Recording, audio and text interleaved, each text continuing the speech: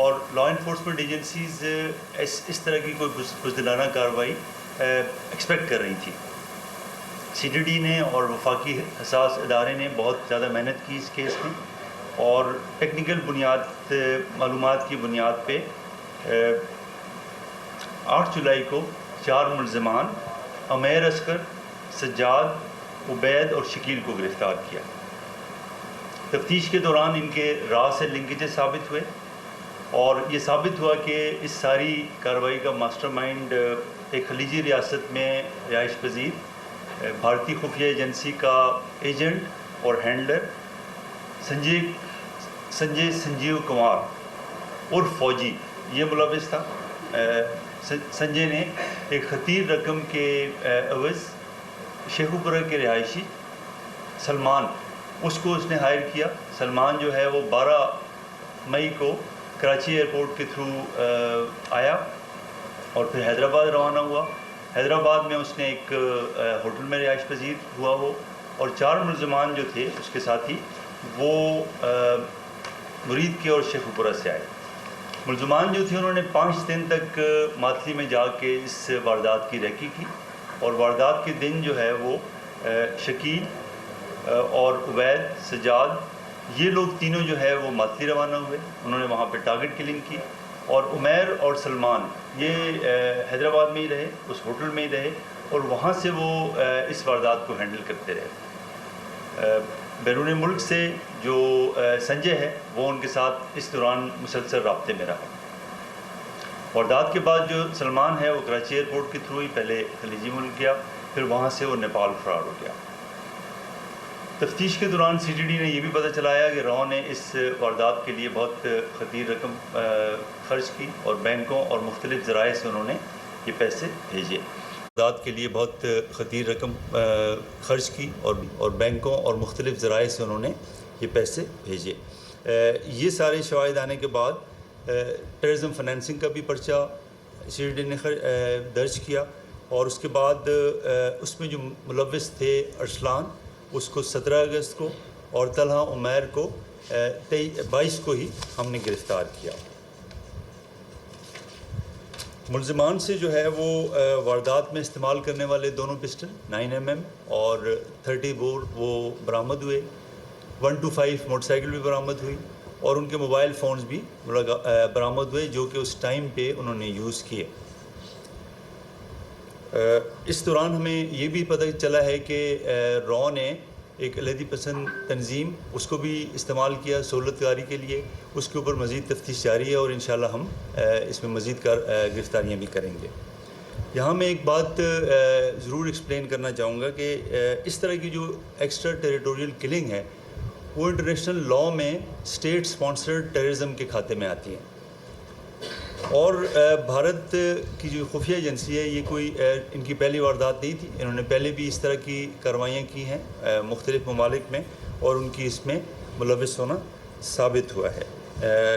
اس طرح کی وارداتوں میں وہ کرمنل ایلیمنٹس کو یوز کرتے ہیں, اور جو ٹیررسٹ گروپ ہیں اور جو پراکسیز ہیں ان کو استعمال کرتے ہیں.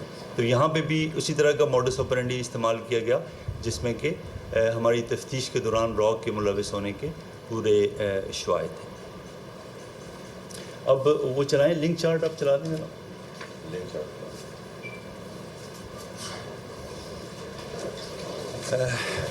کہاں پہ دیکھیں جی, اس کا لنک چارٹ ہے, آپ دیکھ سکتے ہیں کہ یہ جو راؤ ہینڈلر ہے وہ ہے, پھر سلمان ہے, اور اسی طرح سے ارسلان ہے جس کو کہ آپ دیکھ سکتے ہیں کہ یہ جو فنانسنگ ہے وہ اس نے اس میں کی ہے. باقی جو عمیر ہے جو کہ اس کے ساتھ ہی ہینڈلنگ میں تھا, اور باقی جو ٹیم ہے آپ دیکھ سکتے ہیں کہ ان کے بھی, اور یہ ٹیکنیکل لنکیجز بھی اور باقی سارے لنکیجز بھی ہم نے اس میں ثابت کیے ہیں. نیکسٹ. اس میں یہ دیکھیں ہمارے پاس ٹریول ہسٹری بھی ہے جو ملزمان نے جس طریقے سے وہاں سے سفر کیا. نیکسٹ آگے چلیں. یہ جو را ہینڈلر ہے اور را ایجنٹ ہے جس نے اس پوری کارروائی کو ہینڈل کیا, اس کی جو دستاویزات ہیں وہ ساری کی ساری ڈیٹیلز بھی ہمارے پاس آ گئی ہیں. نیکسٹ. ہاں انڈین پاسپورٹ بھی ہے, وہاں کی آئی ڈی بھی ہے, یہ سارا ہمارے پاس تفتیش کے دوران ہم نے یہ انرتھ کیا ہے. نیکسٹ, یہ وہاں جو اس کی بینک ڈیٹیلز ہیں وہ بھی ہم نے انرتھ کی ہیں. نیکسٹ, آگے چلیں. یہ جو کانٹیکٹس ہیں جو کہ ہم جو ملزمان ہم نے پکڑے ہیں ان کے ساتھ جو اس کے روابط ہیں وہ بھی ہم نے ٹیکنیکل طریقے سے ان کو ثابت کیا ہے.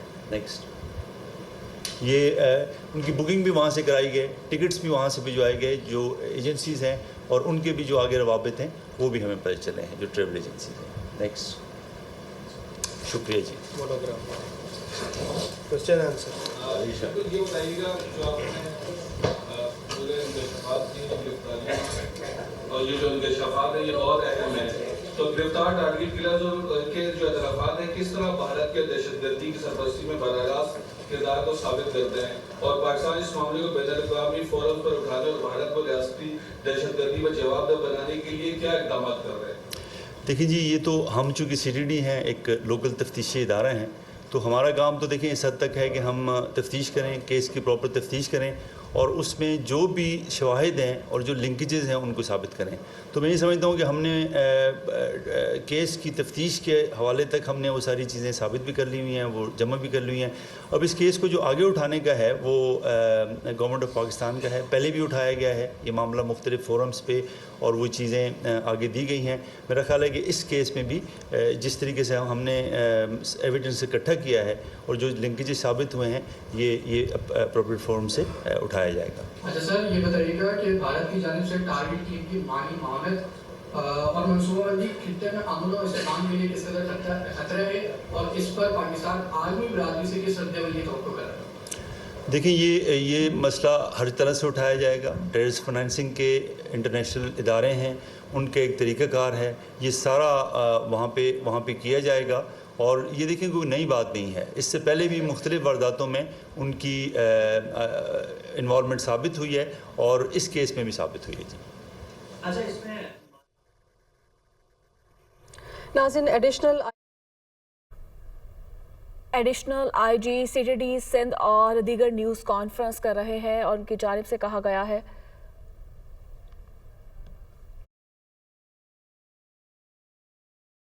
پکڑا تو وہ دیکھیں ٹیکنیکل بنیاد پہ تھا. ان کی پھر آگے جو انوالومنٹ ہے, مثلا 4 ملزمان پکڑے جاتے ہیں تو اس میں کون کہاں پہ تھا اور کس کا کیا رول تھا, وہ تفتیش کے دوران واضح ہوا, اور وہ چیز پھر ویریفائی ہوتی ہے. آپ کی چونکہ ہمارے پاس فوٹیجز بھی تھی اور ہمارے پاس عینی گواہ بھی تھے, تو انہوں نے ثابت کیا, جیسے میں نے آپ کو بتایا کہ 3 ملزم ان میں سے 3 ملزمان سجاد, شکیل اور عبید وہ وہاں موقع پہ موجود تھے, اور جو دوسرے لوگ تھے وہ حیدرآباد میں سے وہ ڈیل کر رہے تھے. تو وہ بالکل وہ لوگ بھی پکڑے گئے ہیں جو وہاں پہ موجود تھے, ان کی عینی گواہوں کی میں بھی وہ پہچانے گئے ہیں.